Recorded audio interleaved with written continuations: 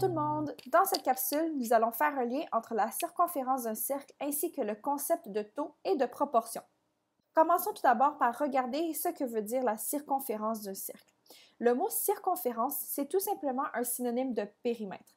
Ainsi, si je veux y trouver la circonférence d'un cercle, c'est tout simplement une autre façon de dire que je veux y trouver quel est le contour ou le périmètre de mon cercle. Le diamètre du cercle, c'est tout simplement la corde qui part d'un bout à l'autre du cercle en passant par le centre. Alors, les mathématiciens ont été capables de découvrir un lien entre le diamètre et la circonférence. Ils ont découvert que si nous prenons le diamètre du cercle et que nous multiplions par environ 3, on obtiendrait toujours la circonférence. Pour être plus précise, afin de trouver la circonférence de mon cercle, je dois multiplier mon diamètre par environ 3,14. Nous verrons un petit peu plus tard dans l'année que le 3,14 est tout simplement le nombre pi et comment nous pouvons appliquer le nombre pi avec notre calculatrice. Mais pour l'instant, puisque c'est la première fois qu'on voit la circonférence, on va rester avec le nombre 3,14 qui est approximatif. C'est pour ça que je vais mettre des petites vagues. Ce n'est pas une réponse exacte. Donc, comment est-ce que je peux appliquer cette multiplication, donc le diamètre multiplié par 3,14, afin d'aller retrouver ma circonférence? Allons voir avec quelques exemples. Alors, débutons avec le premier exemple dans lequel nous avons une pizza dont le rayon est de 1,6 décimètres. Nous voulons aller trouver sa circonférence. La première étape est de remarquer que j'ai le rayon de mon cercle. Dans un cercle, lorsque je parle du rayon, c'est tout simplement le segment qui part du centre jusqu'au bout de mon cercle. Alors ici, j'indique que mon rayon est de 1,6 décimètres. Par contre, afin de trouver la circonférence, nous utilisons le diamètre. Et nous savons que le diamètre, c'est lorsque nous passons d'un bout à l'autre. Ainsi, je sais que le diamètre de ma pizza n'est pas de 1,6 décimètres, mais bel et bien de 3,2 décimètres, parce que je multiplie 1,6 fois 2. Alors, première étape, mon diamètre, c'est 2 fois 1,6 qui donne 3,2 décimètres. Puis, nous sommes prêts à aller utiliser ma multiplication afin de trouver ma circonférence. Je sais que ma circonférence, c'est environ 3,14 fois mon diamètre, qui est 3,2. Ainsi, lorsque je multiplie mon diamètre par environ 3,14, nous obtenons une réponse approximative de 10,048 décimètres. Ceci est la circonférence de mon cercle, c'est-à-dire le contour ou son périmètre. Pour le deuxième exemple, nous voulons trouver la circonférence d'une pizza dont le diamètre est de 24 cm. Alors ici, puisque je connais déjà le diamètre de ma pizza, je peux tout simplement prendre ce nombre, qui est le 24 cm, et le multiplier par 3,14.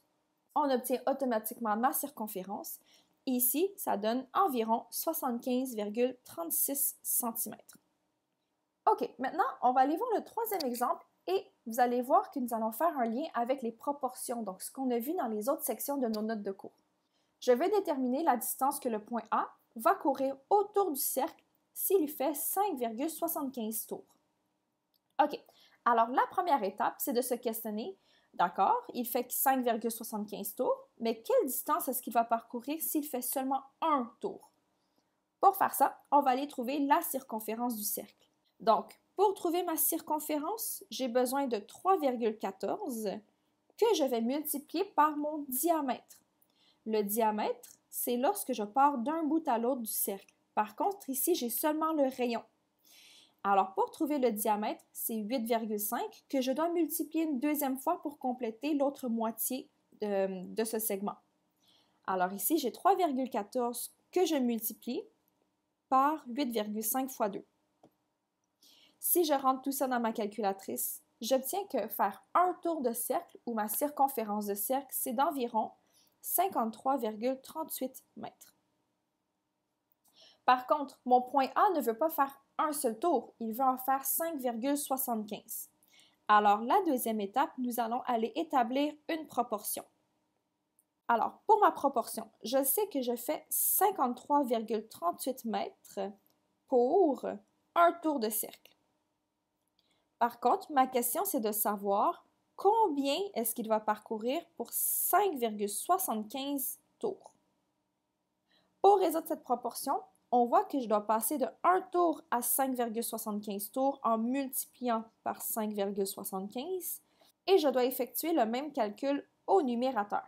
Ainsi, pour trouver x, qui est la distance que le A doit parcourir pour 5,75 tours, je dois multiplier 53,38 par 5,75.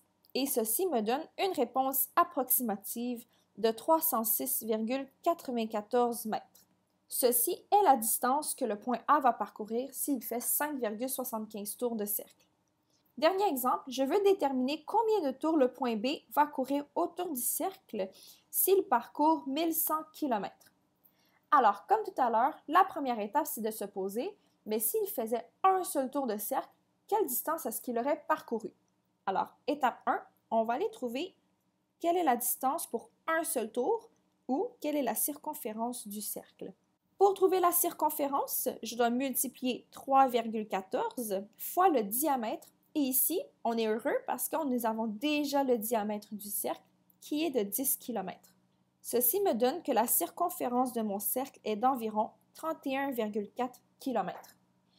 Ainsi, je sais que je fais 31,4 km pour un tour de cercle.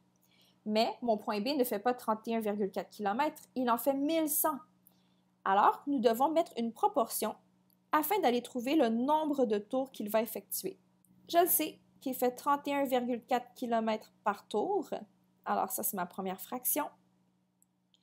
Mais je veux savoir, après 1100 km, combien de tours, donc x, va-t-il effectuer? Pour résoudre cette proportion, je vois que pour passer de 31,4 à 1, je dois diviser par 31,4. Donc, je vais faire la même chose à droite. Je vais diviser ma distance par 31,4.